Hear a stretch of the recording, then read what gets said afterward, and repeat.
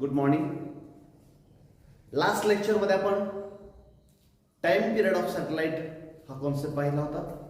आजच्या लेक्चरमध्ये आपण एस्केप व्हेलॉसिटी कशाला म्हणतोय ते आपण पाहणार आहोत. क्रिटिकल व्हेलॉसिटी बघितली आपण, प्रोजेक्शन व्हेलॉसिटी बघितली, प्रोजेक्शन ऑफ सॅटेलाइट काय असतं बघितलं, आणि सर्वात महत्त्वाचं हे लेक्चर ग्रॅव्हिटेशन चॅप्टरवरचं आहे. ग्रॅव्हिटेशन चॅप्टरमध्ये आपण ग्रॅव्हिटेशन काय असतं, ग्रॅव्हिटेशनल फोर्स, नंतर त्याच्यावर न्यूटन्स लॉ ऑफ ग्रॅव्हिटेशन बघितले. नंतर पुढे आपण सॅटेलाइट बघितलं, types of satellite, projection of satellite, critical velocity, आज पाहतो आपण एस्केप व्हेलॉसिटी. तर बेटा what is mean by escape velocity पहा. कशाला म्हणायचं एस्केप व्हेलॉसिटी? ही आपली अर्थ होती,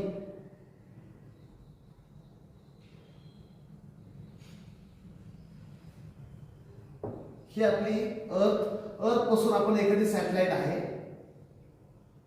ही आपण प्रोजेक्ट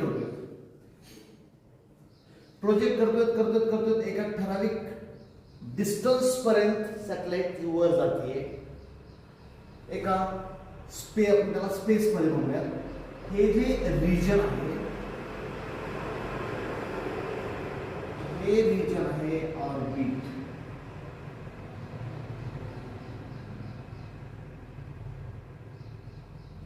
काय ऑर्बिट आहे? ऑर्बिट आहे. या ऑर्बिट मध्ये मला आपली सॅटेलाइट ऑर्बिट मध्ये मला प्रोजेक्ट करायची, त्यासाठी लागणारी व्हेलॉसिटी त्याला आपण नाव दिलं होतं बेटा ऑर्बिटल व्हेलॉसिटी. कोणती व्हेलॉसिटी?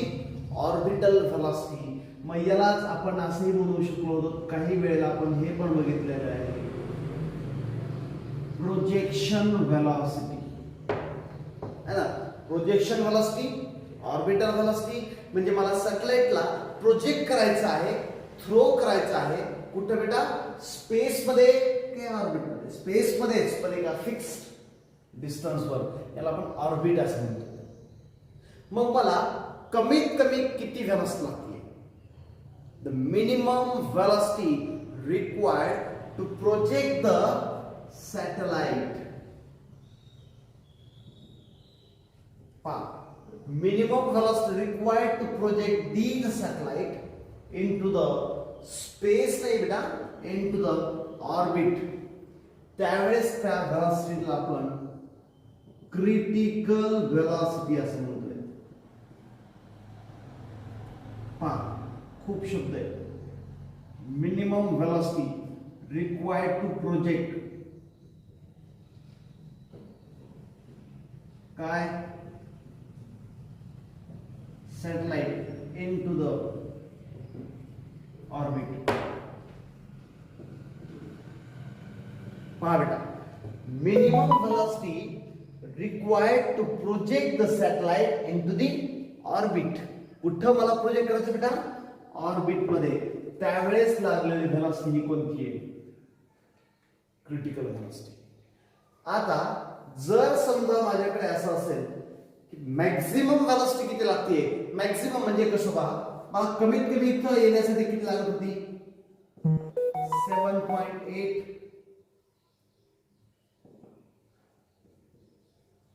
Kilometre per second. कमीत कमी आपली सॅटेलाइट एवढ्या स्पीडने आपण प्रोजेक्ट करावं लागेल, तरच ती सॅटेलाइट कुठं जाईल बेटा? ऑर्बिट मध्ये राहील. मग याला म्हणलो आपण क्रिटिकल व्हेलॉसिटी. बघ आता मला सांगा सर, मॅक्झिमम 7.8 नवी सॅटेलाइट प्रोजेक्ट केली, ऑर्बिट मध्ये गेली. मग क्रिटिकल म्हणा, याला आपण काही वेळेला ऑर्बिटल म्हणू शकतो बेटा. 8 किलोमीटर पर सेकंद. जर एवढ्या स्पीडने आपण सॅटेलाइट प्रोजेक्ट केली तर सुद्धा ती कुठं जाईल बेटा? ऑर्बिट मध्येच राहील. मग याला सुद्धा आपण म्हणतो ऑर्बिटल व्हेलॉसिटी. 7.8 क्रिटिकल और orbital velocity, 8 kilometre per second orbital, 9 orbital, 10 orbital, 11 kilometre per second orbital. पण 11.1 ऑर्बिटलच आहे, किती फेक असं जोरात इथपर्यंतच येईल, इथे येईल, इथे येईल, इथपर्यंत येईल, इथपर्यंत येईल. पण या ठिकाणी जर असं होत असेल तर ही आहे मॅक्झिमम 11.2 किलोमीटर पर सेकंद. ही आहे मॅक्झिमम व्हेलॉसिटी. याच्यापेक्षा जास्त स्पीडनं आपण सॅटेलाइट थ्रोन केली किंवा प्रोजेक्ट केली तर स्पेस मध्ये राहील, त्याला प्रोजेक्शन व्हेलॉसिटी म्हणू, पण त्याला ऑर्बिटल म्हणता येणार नाही, कारण ती सॅटेलाइट ऑर्बिट मध्ये राहू शकत नाही. मग ती सॅटेलाइट जाते बाहेर, म्हणून आपण त्या व्हेलॉसिटीला इस्केप व्हेलॉसिटी असं म्हणायचं. कोणती व्हेलॉसिटी? Escape velocity. आणि कॉन्सेप्ट काय? Maximum velocity. The satellite is projected into the space or sorry, orbit. Maximum velocity project satellite into the orbit. मला ऑर्बिट मध्येच ठेवायचंय. मी याला काही बुक्स मध्ये असं म्हटलेलं आहे की एवढ्या कमीत कमी व्हेलॉसिटीने आपण त्या सॅटेलाइटला ऑर्बिट मध्ये प्लेस करू शकतो, ठेवू शकतो. It is a minimum velocity required to keep the satellite or to project the satellite into the orbit. That velocity is called as escape velocity. मग आता सॅटेलाइटला मला काय करायचंय? मला त्याला प्रोजेक्ट करायचंय, म्हणजे याला व्हेलॉसिटी येणार आहे. आता याला कायनेटिक एनर्जी पण मिळणार आहे. पहा बरं, मग आम्हाला माहित झालं कायनेटिक एनर्जी बरोबर कोण आहे? ग्रॅव्हिटेशनल पोटेन्शियल आहे.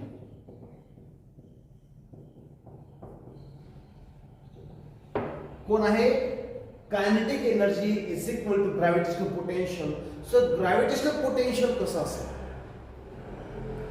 या सॅटेलाइटला पुन्हा एकदा अर्थच्या सेंटरकडे अट्रॅक्ट करावं लागतं आणि हे ग्रॅव्हिटेशनल फोर्स करतोच. ग्रॅव्हिटेशनल फोर्स पर युनिट मास और स्पेसिफिक डिस्टन्स आहे. The amount of work done required to bring a unit mass from infinity, मग हे डिस्टन्स ही सॅटेलाइट इथं असेल कुठे असेल? To that point. या पॉइंटला ब्रिंग करण्यासाठी किती मला अमाऊंट ऑफ वर्क डन करावं लागतं? ते म्हणजे माझं पोटेन्शियल असतं. मग कायनेटिक एनर्जी बरोबर काय? हाफ mv स्क्वेअर आणि हा G M small M by R. मग ही आर कोण आहे? Radius of earth.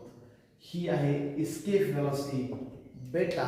आता पहा इथे बघा, मास कटतं, खालचे दोन वर जातं. V square is equal to twice of G capital M by R E, म्हणजेच B E escape velocity under root of 2 gm by R E. आणि हे आहे तुमची इस्केप व्हेलॉसिटी. आता लेकरांनो तुमच्या लक्षात आलं असेल क्रिटिकल व्हेलॉसिटी काय होते बेटा? पहा बरं इथे critical velocity Vc is equal to under root of gm by R. बरोबर, इथे काय आहे? Under root of 2 gm by R. मी याला असं रिलेशनशिप देऊ शकतो का? Escape velocity root 2 times of critical velocity. बेटा जमतं का नाही? हो. मग आता क्रिटिकल व्हेलॉसिटी आपल्याला माहिती आहे Vc बरोबर 7.8 होतं किलोमीटर पर सेकंद. तर मग रूट 2 टाइम्स, रूट 2 ची व्हॅल्यू किती आहे? 1.414 आहे का नाही? लॉग टेबल मध्ये बघा, चेक करा. Root 2 is equal 1.414. मग सर अप्रॉक्सिमेटली दीडपट आहे कुणाच्या? 7.8 च्या. म्हणून आम्हाला हे माहिती आहे की इस्केप व्हेलॉसिटी ही किती असते? पहा 11.2 किलोमीटर पर सेकंद. पहा बरं इथे बेटा दिलंय का नाही? 11.2 किलोमीटर पर सेकंद. ही आहे इस्केप व्हेलॉसिटी. कोणती बेटा? Escape velocity of A satellite. एखाद्या सॅटेलाइटला आपल्याला प्रोजेक्ट करायचं आहे कुठं? ऑर्बिटमध्ये. तर तिथं मिनिमम किती व्हेलॉसिटी लागते त्याला त्या ऑर्बिटमध्ये प्लेस करण्यासाठी किंवा प्रोजेक्ट करण्यासाठी मॅक्झिमम किती लागते? बघा, मॅक्झिमम मिनिमम दोन्ही शब्द वापरून तुम्हाला मी करून दाखवतोय. डेफिनेशन सांगतोय, कन्सेप्ट सांगतोय. एक कंडिशन, या ऑर्बिटच्या बाहेर 11.3 न जर मी एखादी सॅटेलाइट प्रोजेक्ट केली तर ती कुठे जाणार आहे? ऑर्बिटच्या बाहेर फेकली जाणार आहे. मग ती प्रोजेक्शन असेल पण एस्केप आहे का? द अमाऊंट ऑफ, जसं आपण एस्केप एनर्जी म्हणतोय. एस्केप म्हणजे सुटून जाणे. The amount of energy required to remove the satellite from earth's gravitational influence. अर्थच्या ग्रॅव्हिटेशनल इन्फ्लुएन्स पासून एखादी सॅटेलाइट मला जर बाहेर फेकायची असेल त्यावेळेस लागलेली एनर्जी म्हणजे इस्केप एनर्जी, आणि त्यावेळेसची व्हेलॉसिटी म्हणजे काय बेटा? इस्केप व्हेलॉसिटी आहे की नाही? Escape velocity. पॉइंट क्लिअर होतोय? ओके. पहा बेटा, याला आपण असे म्हणू शकतो. हे एक पॉइंट क्लिअर झाला. पहा आता,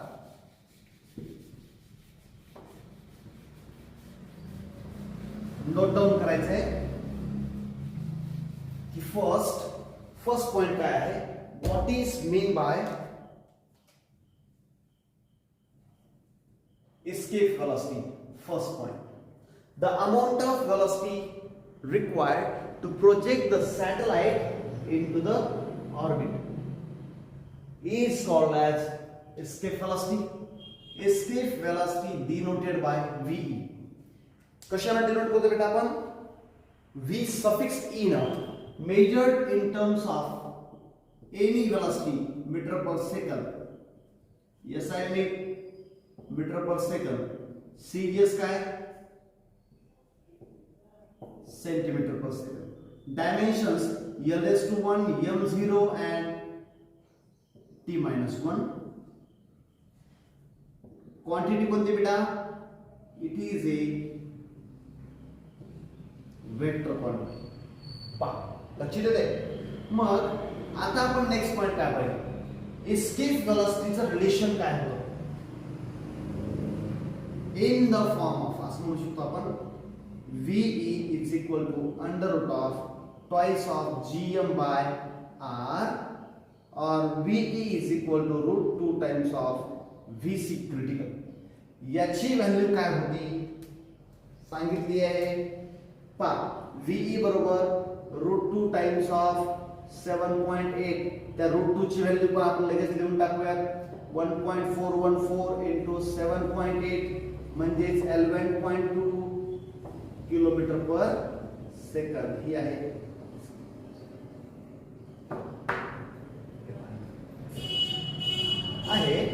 आता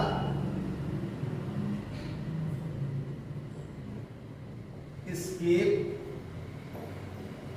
व्हेलॉसिटी याच्यामध्ये in the form of G and R. तसं GM बरोबर काय असतं बेटा? पहा, VE is equal to under root of 2 GM by R. यालाच VE बरोबर अंडर रूट ऑफ 2. GM म्हणजे कोण आहे? GR स्क्वेअर आहे का नाही? GM is equal to GR square. GM by R आहे तर हे R आहे, R कटलं मग हे फक्त GR. मी याला असं म्हणू शकतो का? escape velocity is directly proportional to the root of G, and escape velocity again directly proportional to square root of.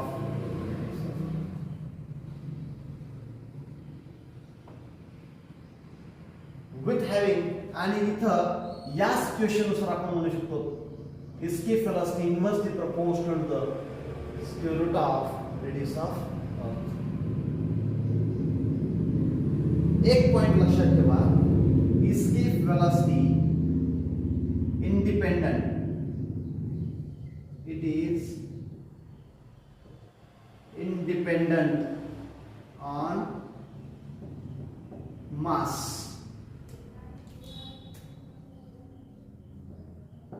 m